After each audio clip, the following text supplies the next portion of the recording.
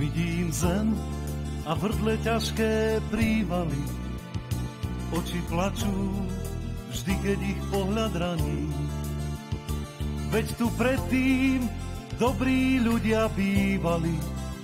Hrobov už niet pre obete zlých zbraní, obete vlastných zbraní.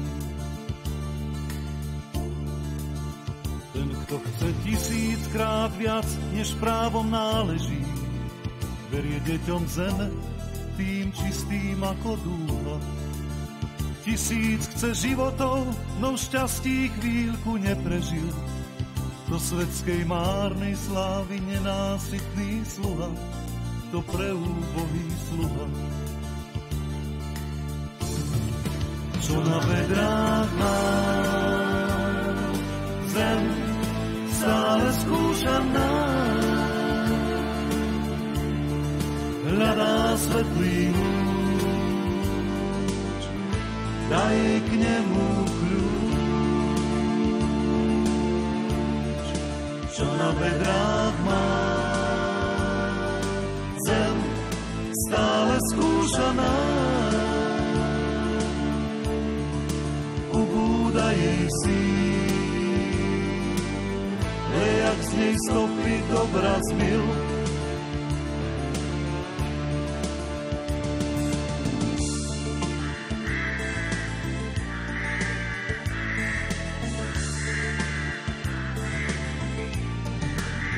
Ten, kto chce 1000-krát viac, než právom náleží, berie deťom zeme, tým čistým ako dúha.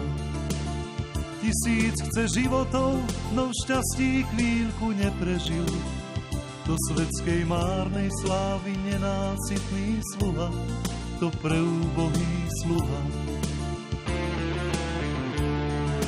Takú vidím zem, vrdle mám ťažké prívaly, oči plačú, vždy keď ich pohľad raní. Veď tu predtým dobrí ľudia bývali, hrobov už nie, pre obete zlých zbraní, obete vlastných zbraní. Čo na bedrách má zem, stále skúša nás. Hľadá svetlý lúč, daj jej k nemu kľúč. Čo na bedrách má zem, stále skúša nás. Ubúda jej síl, lejak z nej stopy dobra zmil. Čo na bedrách má zem, stále skúša nás. Hľadá svetlý lúč, daj jej k nemu kľúč.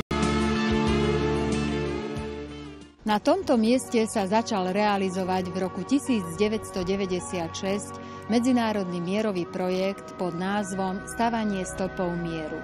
Iniciátorom tohto projektu je Organizácia spojených národov, oddelenie pre styk s verejnosťou, v spolupráci s mimovládnou japonskou organizáciou Výzva za svetový mier.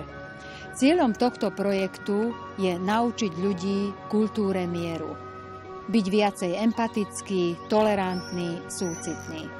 Do projektu sa zapojilo veľmi veľa ľudí zo súkromného sektoru, zo štátnej správy, politickí predstavitelia, predstavitelia cirkví, veľmi veľa základných, materských, ba aj stredných škôl. Od Bratislavy až po Čiernu nad Tisou od roku 1996 až do roku 2002 sa postavilo 100 stĺpov mieru.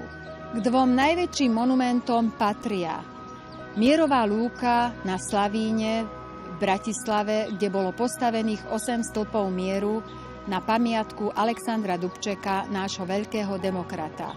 Okrem toho v mestách ako je Pezinok, Senec, Žilina, Bardejov, Lučenec, Veľký Krtíš, Kežmarok, Stará Ľubovňa, Moldava, Čečejovce, až po Čiernu nad Tisou v Bieli bolo postavených spolu 100 stĺpov mieru.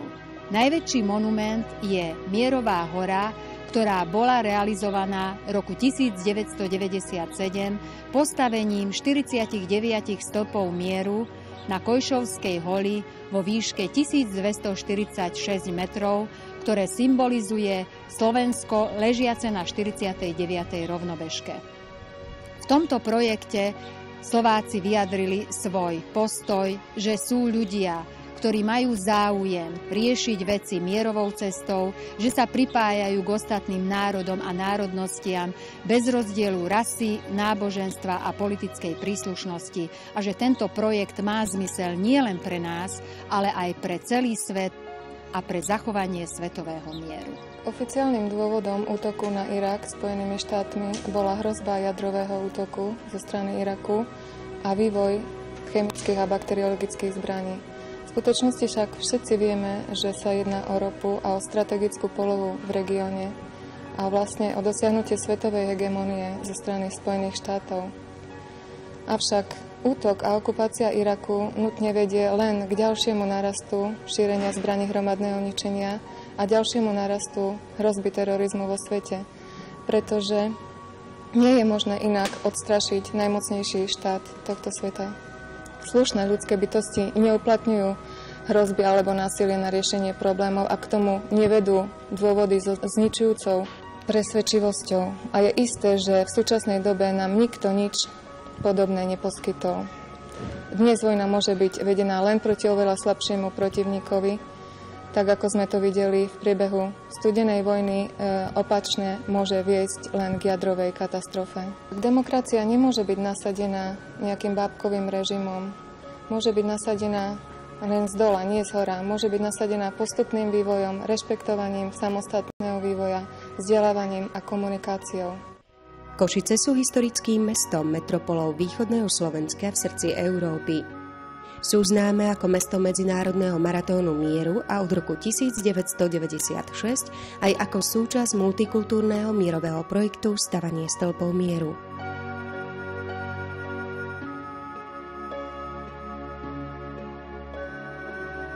V Košiciach sa začal realizovať program mierovej školy na podporu výchovy ku kultúre mieru. Občianske združenie Humatrend mierovej školy, ktoré je iniciátorom mierového projektu na Slovensku, tu postavilo 10 stĺpov mieru v školách, v záhradách, na verejných priestranstvách a v interiéroch.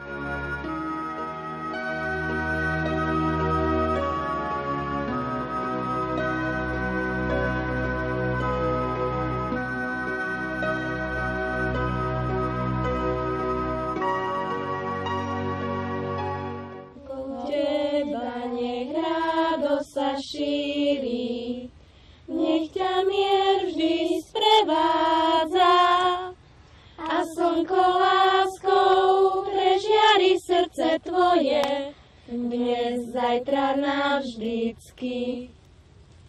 Milan Rúfus, modlitba za mier. Napomeň našich otcov, Bože nad hviezdami. Nech myslia na to, čo sa stane s nami, keď začnú vojnu a všetky svoje hnevy vylejú na seba. Tie hnevy ako plevy pokazia zem, i nebo bude choré. Napomeň našich otcov, ty, tam hore, že sa to nesmie, že ako ty si svätý, aj zem je svätá, veď chodia po nej deti. Nech na zemi nie sú vojny, nech všetky deti majú rodičov, nech zem vždy kvitne krásou ako kvet, ktorý nezvednú. Nech si ľudia odpúšťajú, nech ľudia neužívajú zdraviu škodlivé látky, nech si ľudia navzájom pomáhajú. Nech sa všetci máme radi, nech každé dieťa na svete má svoju mamku, nech zem kvitne ako kvet. Nech planéta Zem prekvitá, nech sú šťastné všetky deti, nech je láska v rodinách. Nech mier a láska prekvitá medzi nami. Nech je všade na svete pokoj a mier. Nech vládne pokoj na zemi, Nech mier je v našich srdciach, nech úsmev nikdy nevyhasne z našich tvári.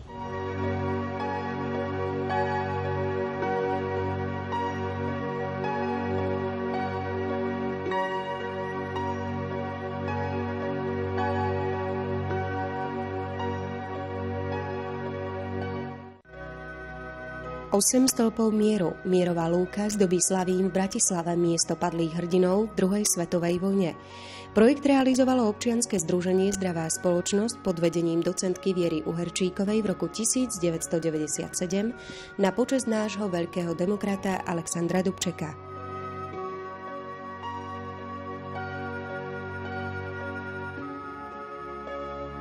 Symboly mieru sú osadené aj v mestách Veľký Krtíš, Žilina, Kežmarok a Senec.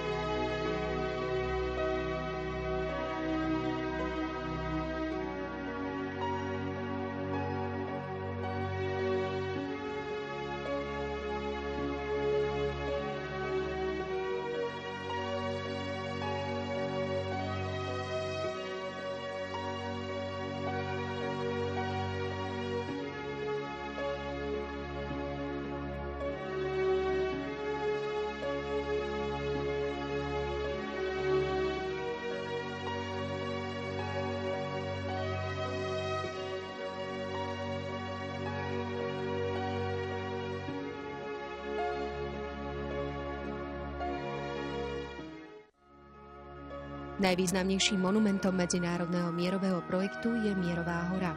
Nachádza sa 25 km od Košíc na Košovskej holi vo výške 1246 metrov.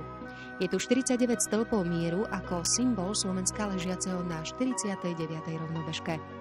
V stĺpoch sú uložené mierové posolstvá detí aj dospelých, ktorí túžia po mierovom spolunažívaní. Košovská hora je prírodným miestom prístupným pre každého človeka. Dvakrát ročne sa tu stretávajú ľudia z celého Slovenska i z blízkych krajín Európy, aby podporili a šírili ďalej myšlienku mieru a priateľského spolunažívania. Nech pokoj vždy vládne na zemi.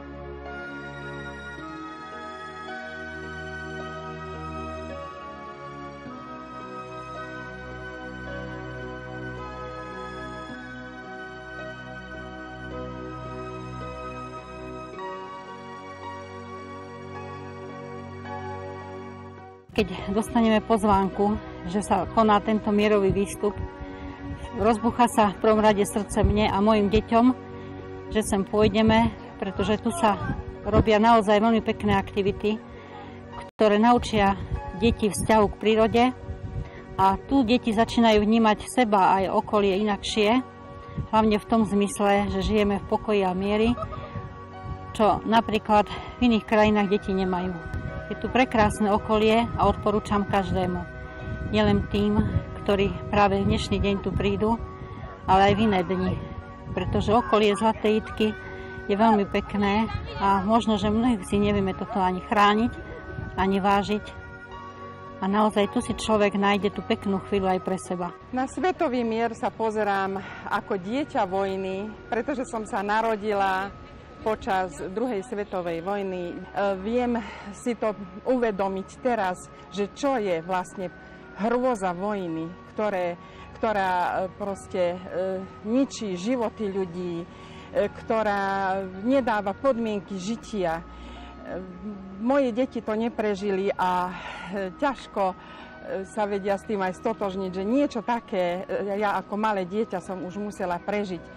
Ja som deti porodila v mieri.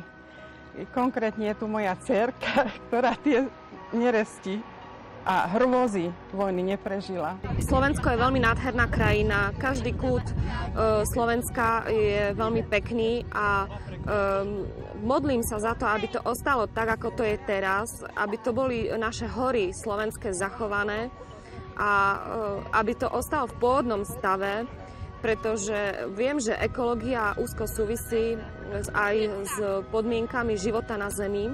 Človek by si mal vážiť to, že môže byť na takej nádhernej planete.